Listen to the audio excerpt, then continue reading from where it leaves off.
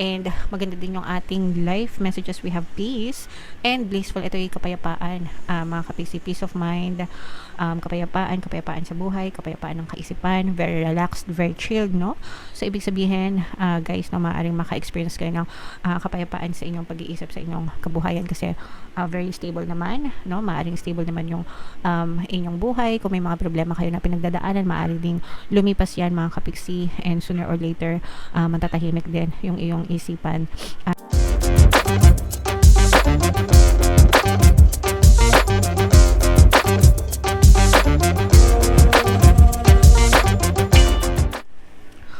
Hello guys, hello Gemini, welcome back to Pinoy Pixie Tarot. Ang pamagatang episode natin for tonight is OOTM, Oracle of the Month, para ngayong February para sa Gemini, Sun, Moon, Rising, Sign, and Venus. Meron tayong tatlong set ng decks dito guys. Ito yung para sa spiritual message nyo, ito yung para sa life messages, and ito naman yung para sa love life, mga kapiksi. So, unahin natin yung spiritual message guys. Kung ano na lang yung message na makaresonate sa inyo guys, take that message, mga kapiksi, kasi hindi naman lahat ay magre-resonate. So, unahin natin yung sa spiritual. No two flowers are the same, yet all are beautiful in their own way. Okay, so ito guys, ibig sabihin nito, we are unique the way you are, mga kapiksi, kahit hindi tayo katulad ng iba, no, ng ibang tao, ganyan, pero we are unique tayo sa bawat isa, and meron tayong kanya-kanyang strengths, kanya-kanyang weaknesses, kanya-kanyang lakas, kanya-kanyang katangiang taglay, kagandahang taglay, di ba? So, wag nating ikukumpara yung sarili natin sa ibang tao, mga kapiksi.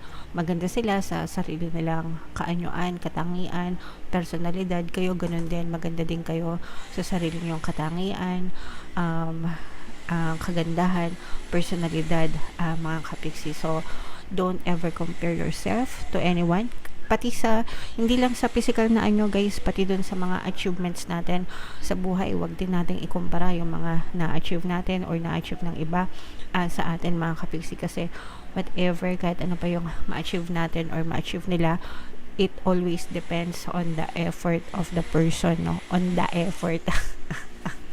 Depende yun palagi guys, no, sa effort natin, mga kapiksi. So, kung ano man yung na-achieve natin, deserve natin yun.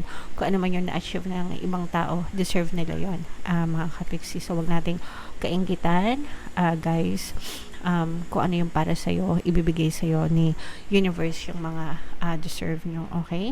Ayan na, comparisons, no? Comparisons are odious because they presume all other things are equal, which is never the case. Okay, so again guys, stop comparing, stop comparisons, mga kapiksi, no? Tsaka sa buhay natin, meron din iba-ibang preference yung ibang tao, diba? So, pwedeng merong yung ibang tao, gusto nila ikaw, kasi nakita nila yung katangian mo, and other people may not like you, kagaya ng ibang tao, but it doesn't mean na ayaw ka nila, no? Ibig sabihin, hindi lang nila ikaw prefer, ganyan, prepare. Hindi ka lang nila prefer, mga kapiksi, okay? So, ganun guys, basta wag kayong magkumpara, mga kapiksi, okay? So, comment down below if feeling nyo nakaresonate kayo dyan, mga kapiksi. So, up next naman is sa live messages. Shuffle natin ito guys. Habang sinashuffle ko to, panoorin nyo muna yung video natin regarding sa ating paano mag-manifest ng abundance video course. Kapiksi, sawa ka na ba sa mga struggles at hirap sa buhay mo? Masipag ka ba at masikap sa buhay ngunit hindi ka pa rin umaasenso? Ilang beses ka na bang nag-attempt mag-negosyo at mag-invest pero palagi ka pa rin nalulugi? Sa pagkakataon na ito ay maaaring may subconscious beliefs ka na nagiging balakid sa iyong pag-unlad at pagyaman. Introducing, paano mag-manifest ng abundance video course. Dito ay matututunan mong ma-overcome ang mga balakid mo para tuluyan ka ng umunlad, umasenso, sumagana, maging matagumpay, successful at maswerte sa iyong kabuhayan, pera, trabaho, negosyo, salapi at kaperahan ng bonggang-bongga. Dali, mag-send na ng email sa pinoypixitaro@gmail.com at simulan na ang iyong pagyaman ngayon. Alright, so sa lahat ng gusto mag-avail ng course guys, yung promo natin ngayong January is magbibigay tayo ng 10% discount until January 31 guys, kaya i-avail nyo na. And maganda din yung ating life messages. We have peace and blissful. Ito yung kapayapaan, mga kapiksi, peace of mind, kapayapaan sa buhay, kapayapaan ng kaisipan, very relaxed, very chilled, no? So, ibig sabihin, guys, na maaaring maka-experience kayo ng kapayapaan sa inyong pag-iisip, sa inyong kabuhayan kasi very stable naman, no? Maaaring stable naman yung inyong buhay. Kung may mga problema kayo na pinagdadaanan, maaari ding lumipas yan, mga kapiksi, and sooner or later, matatahimik din yung iyong isipan, guys. And ma-enjoy nyo lang, no? Yung buhay with this blissful energy. Ibig sabihin nito, joy, hope, no? Joy, peace, kapayapaan, happiness, mapapalitan din ng kaligayahan. Kapag ka contentment, no, kapag contented kayo, mga kapiksi, 'di ba, sa buhay nyo, you will experience talaga peace of mind. Kasi kapag hindi kayo nakokontento and you always want more and more and more, and that's fine, mga kapiksi. I don't see anything wrong, no. Ibig sabihin, wala naman akong nakikitang mali dun sa mga hindi makontento because gusto pa nilang umunlad, umasenso kahit na maganda na yung buhay nila. Okay lang yon, mga kapiksi, kasi lahat naman tayo nagnanais na talagang umunlad, umasenso yung buhay natin, guys, diba? Kasi syempre kapag ka asensado ka, hindi lang para sa sarili mo, kundi para sa pamilya mo, hindi ka na talaga magwo-worry, and at the same time may chance pa na makatulong ka sa maraming tao. What I'm saying is, sometimes kasi meron talagang mga hindi makontento na kumbaga parang hindi makontento in a sense na gumagawa pa sila ng mga hindi magagandang bagay, no? Ma-achieve lang nila yung mga ambisyon nila sa buhay. So yun na yung masama, guys, no? Yung mga nag-under the table na, yung mga nagko-corrupt na, 'di ba? Dahil lang sa kapangyarihan, dahil sa power. So yun na yung hindi maganda, guys, kasi yun na talaga yung kumbaga hindi na maganda yung intention, and kapag ganun, syempre may balik na na karma yun, okay? So yeah, be contented with what you have, always be grateful, mga kapiksi. If you want more, that's fine, basta wala tayong sinasagasaan na ibang tao, and hindi tayo nanlalamang ng kapwa, mga kapiksi. Okay, so napakagandang mensahe para sa inyo, Gemini. Comment down below if naka-resonate kayo dyan. Pasensya na kayo sa naririnig yung welding sa labas, guys, kasi nagkukumpuni ang aking kapitbahay. Tingnan naman natin yung love message for you, guys.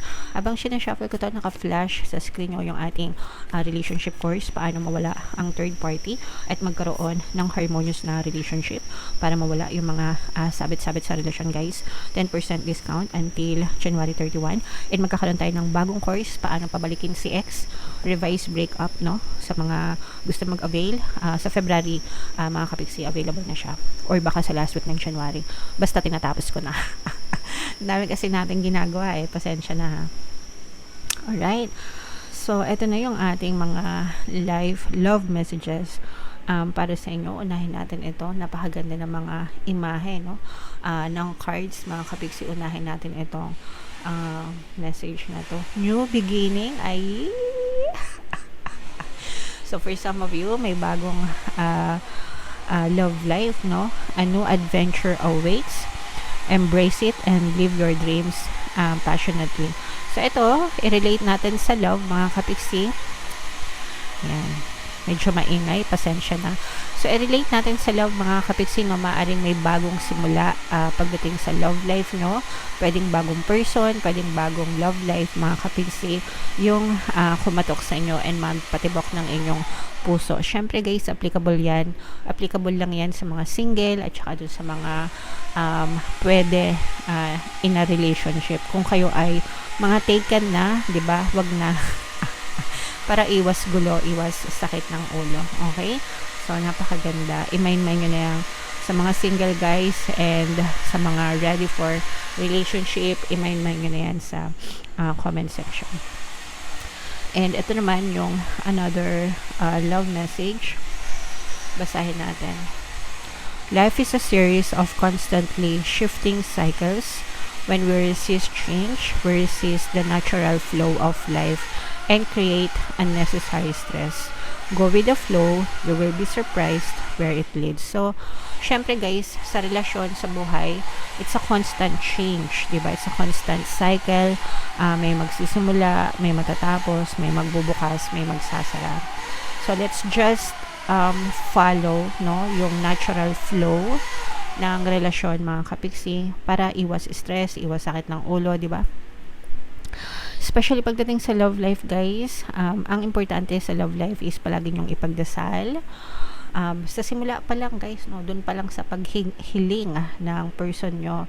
Let's say, for example, single kayo, hilingin nyo na agad na ibigay sa inyo yung tamang tao para sa inyo. And kapag binigay na sa inyo, mas lalong kailangan nyo ipagdasal para masustain and ma-maintain yung pagkakaroon ng harmonious na relationship between you and your person, mga kapiksi.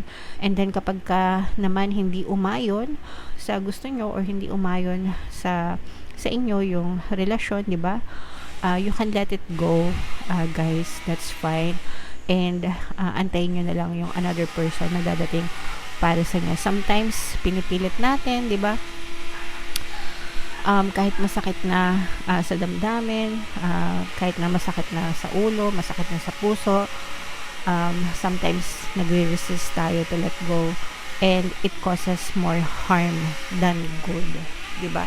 So dapat alam nyo when to say no, when to say goodbye, mga kapiksi.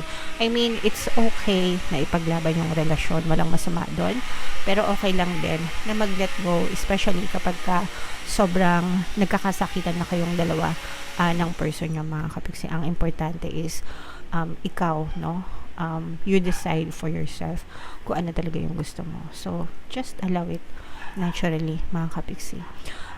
Yung mga broken relationship, guys, hindi naman yan nag-iisa ka lang, no? There are a lot of other people na nagsuffer din sa ganyang klase ng relasyon, but it doesn't mean na mali or what, hindi lang talaga siya nag-work, diba? But you can make it work sa next relationship mo. So yun na lang yung i-look forward nyo, mga kapiksi.